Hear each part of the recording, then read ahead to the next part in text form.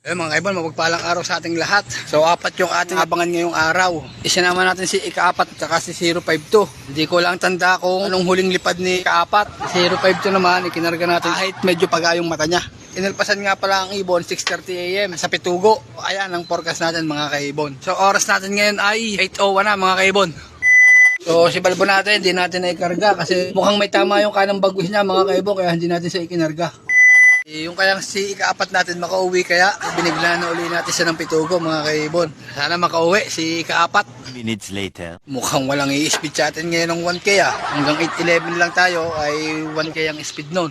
Anong oras na? Mukhang wala tayong 1K ngayong speedan. Kung naman, bagal ang ibon natin Kaya may isa nang paparating mga kaibon. Ba si 052 to? 052.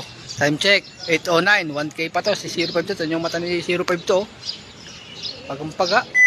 Si 052 natin, pagampaga ang mata Wala tong lipad ng gumaka mga kaibon. Speed pa siya ng 1K. Job. A few minutes later. Mga kaibon, si Miss Pick, hindi pa maglalanding board. Tama, hindi pa naglanding board Nandito kasi ako. Miss Pick, 8:23. Ano pa isa natin mga kaibon? Talagang patak ang ibon natin. Ikatlo mga kaibon. Sabay paso. 8:23 si ikatlo natin. A few moments later. Ayan mga kaibon, pwede na natin sila. So hanggang dito na lang muna ang video ko sa araw na ito mga kaibon.